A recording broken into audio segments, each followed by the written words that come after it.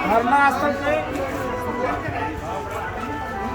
स्थल पे जितने भी साथी आए हुए हैं सबको नमन और वंदन करते हैं और साथ ही साथ सबको ये बात कर रहे हैं जो लोग भी इस कार्यक्रम स्थल पर के लिए आए हुए हैं सभी लोग यहाँ आ जाएं।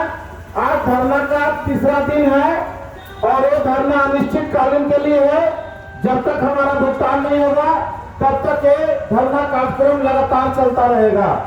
साथियों, आप लोग सहारा के किसी भी अधिकारी या सहारा के किसी भी जोनल एडवाइजरी, रीजनल एडवाइजरी या तमाम तरह के जितने भी सीनियर जो हैं जो सहारा की चटुकारिता आज भी कर रहे हैं, उनके किसी भी बातों में, उनका किसी भी कहने में, उनके भ्रमजाल माया जाल में न फंसे। सब लोग कार्यक्रम स्थल की ओर कूच करें। चूंकि बोकारो जोन जो है बहुत बड़ा जोन है, हमारा कार्यक्रम रांची जोन पर भी अनिश्चितकालीन चल रहा है और बोकारो जोन पर भी चल रहा है, साथ ही साथ अन्य प्रदेशों का जोन कराने पर भी चल रहा है। और एक कार्यक्रम तब तक चलता रहेगा जब तक कि आपका साथ बना रहेगा।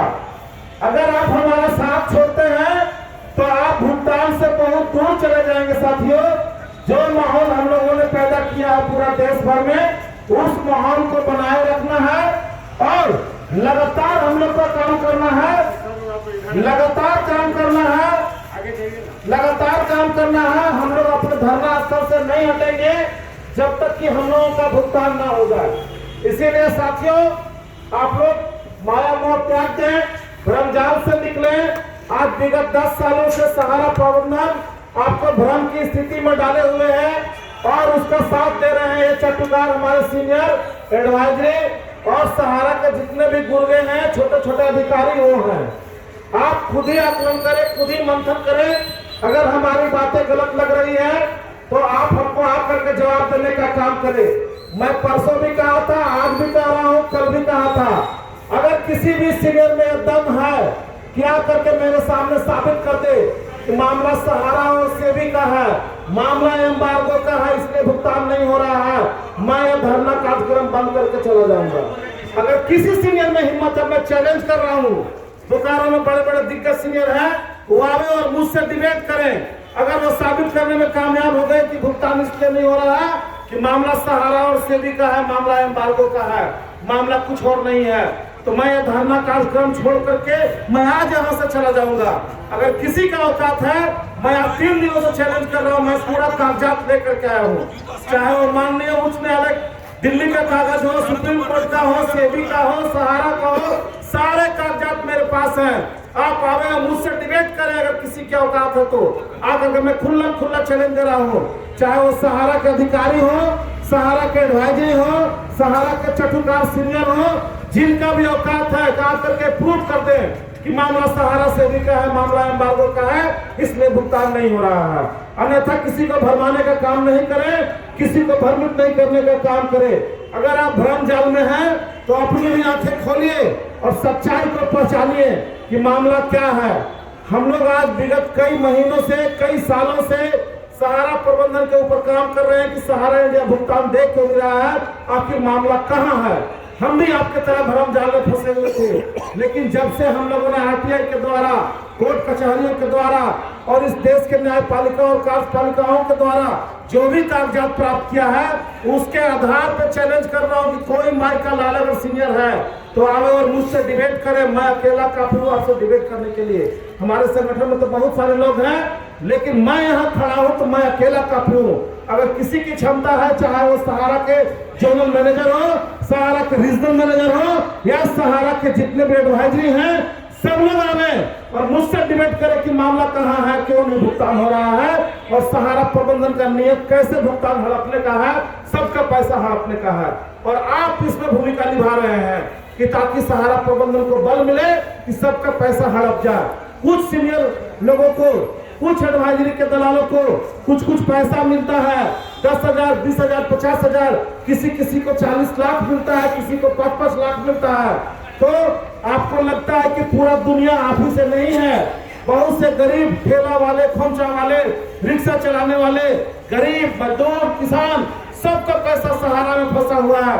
अगर मानवता जरा सा भी जिंदा है, जमीर मरा नहीं है, तो सच को कबूल करो और इस लड़ाई में साथ दो, वरना मुंह दिखाने के लायक नहीं बचोगे, जब मामला को हम लोग और ज्यादा बड़ा कर देंगे।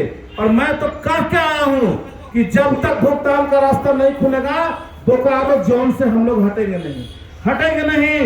या तो अपना पैसा लेंगे, या हम लोग यहाँ आमरण अनशन पर बैठेंगे, अन्न जल त्याग करके। हम चाहे मरे या जिए, लेकिन बिना पैसा लिए हम नहीं हटेंगे यहाँ से।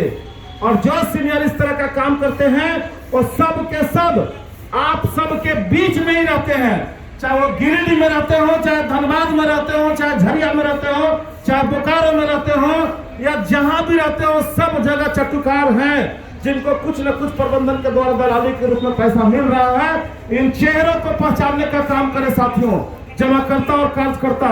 विशेष करके मैं कार्यकर्ता से ध्यान आग्रह कर रहा हूं, चूंकि आप भी जमा करता है, आपकी जीवन भर की कमाई भी सहारा में लगी हुई है।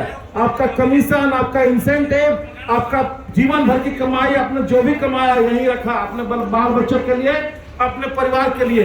ये जीवन मरण की लड़ाई है, ये आने वाले हमारा जनरेशन है उसकी लड़ाई है, अपने माथा पर लगा हुआ कलंक को मिटाने के लिए लड़ाई है। इसीलिए इस बात को समझे, और जो लोग चाटुकारिता कर रहे हैं आपके बीच में ही रहने वाले हैं, उन चेहरों को पहचानिए और उनसे जवाब तलब कीजिए कि हमारा पैसा का भुगतान क्यों नहीं हो रहा है और हमारी लड़ाई में आप क्यों नहीं आगे आकर लड़ रहे हैं।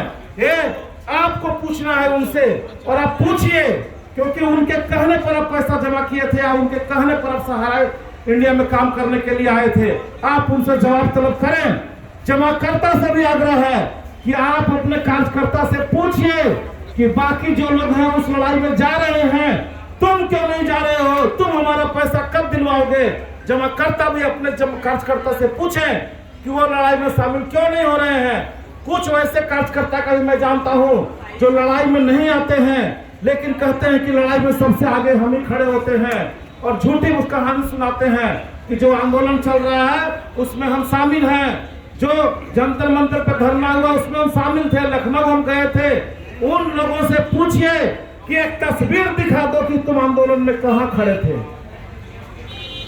थे। वो झूठी कहानी बनाते हैं।